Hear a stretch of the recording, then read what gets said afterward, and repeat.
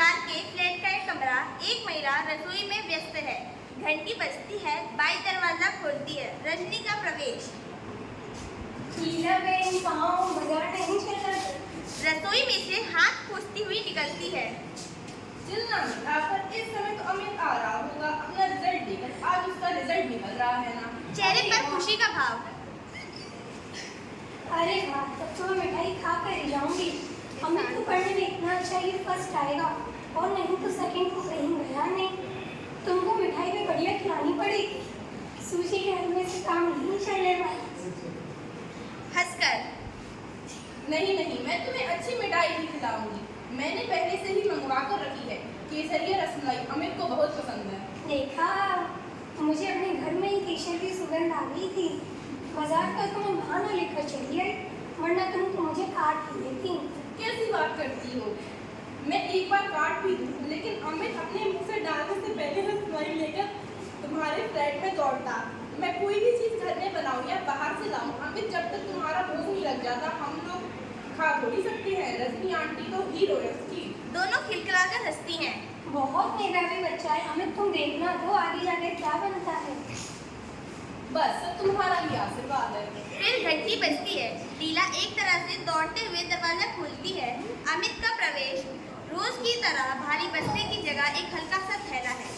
अमित को बाहों में भरने के लिए दोनों बाहें फैलाते हुए आगे बढ़ती है।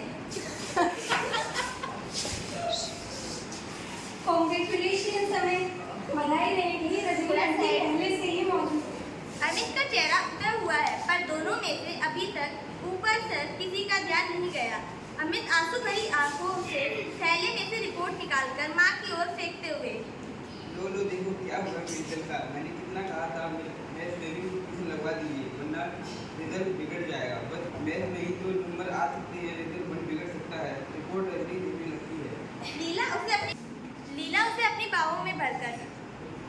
पर तू तो सारे सवाल ठीक करके आया था। यहाँ आकर पापा के सामने से फिर से किया था अपना सारा पेपर। सब तो ठीक था। तेरे पापा ने नहीं कहा था कि 4-5 नंबर भले ही काट ले सफाई के, पर 95 तो तेरे पक्के हैं। रिपोर्ट देखते हुए। पर मेरे तो कुल बात नहीं है। फिर दूसरे विषयों के नंबर भी पढ़ने लगती है।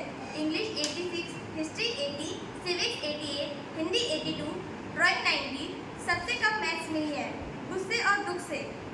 कम तो होंगे, ट्यूशन नहीं लेने से मिलते हैं कि अच्छे नंबर। सर तो बार बार कह रहे थे ट्यूशन कर लो वरना फिर बाद में होगा। रो पड़ता है अपराधी की तरह सफाई देते हुए।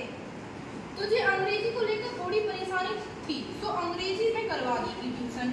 अब दो विषयों की ट्यूशन, फिर लंबी चौड़ी फीस। बेटे, अपनी आर्थिक स्थिति मजबूरी की बात वह शब्दों से नहीं चेहरे से व्यक्त करती है।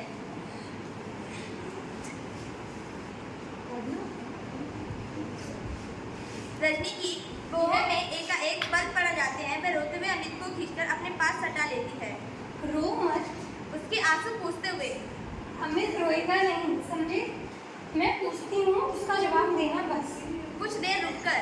तुझे अच्छी तरह याद है तो मैं पूरा पेपर ठीक किया था। अमित स्वीकृति में सिर हिलाता है। पापा के पास दोबारा पेपर पढ़ने से पहले दोस्तों से या किताबों से उन सवालों के जवाब तो नहीं देख लिए थे। नहीं, जो कि तो आपने कर लिए थे। हमको आपके लिए भी साइड सवाल। मैथ्स के सर कौन है?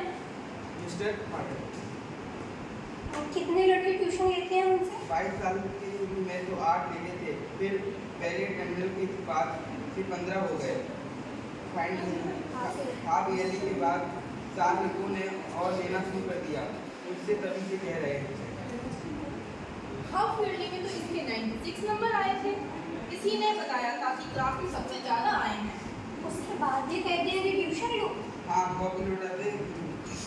जब कॉपी लौटा रहे थे कि तुमने किया। हाफ ईयरली में तो इसके 96 नंबर आए थे। मुझे कहा था कि तुमने किया तो अच्छा है, पर यह तो हाफ ईयरली है, बहुत आसान पेपर होता है इसका। अब अगर ईयरली में भी पूरे अच्छे नंबर लाने हैं तो तुरंत ट्यूशन लेना शुरू कर दो, वरना रह जाओगे। 7 लड़कों ने तो शुरू भी कर दिया था, पर मैंने जो मम्मी पापा से कहा हमेशा बस एक ही जवाब। मम्मी की नकल उतारते हुए। मैथ में तो तू वैसे ही बहुत अच्छा है, क्या करेगा ट्यूशन लेकर।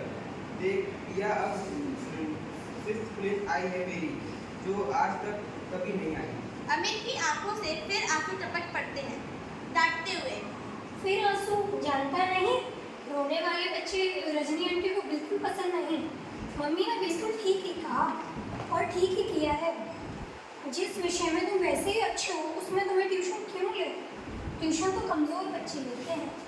आप जानती नहीं आंटी, अच्छे बुरे की बात नहीं होती। अगर सच है और बार बार कहें तो लेना ही होता है, वरना तो नंबर कम हो जाते हैं।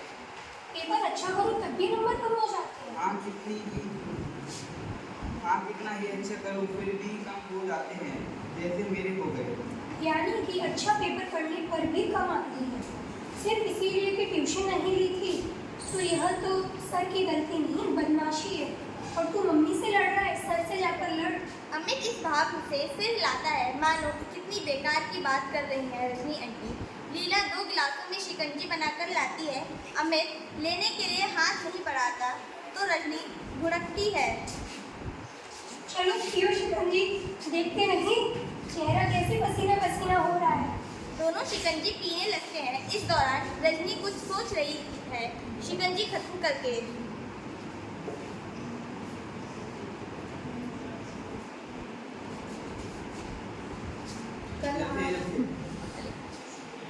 कल आप 9 बजे तैयार रहिए अमित साहब, आपकी स्कूल चलना है।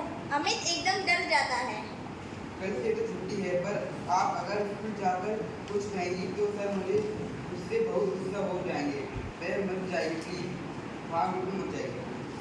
हाँ रजनी, तुम कुछ करोगी कहोगी तो अगले साल कहीं और ज़्यादा परेशान ना करें इसे।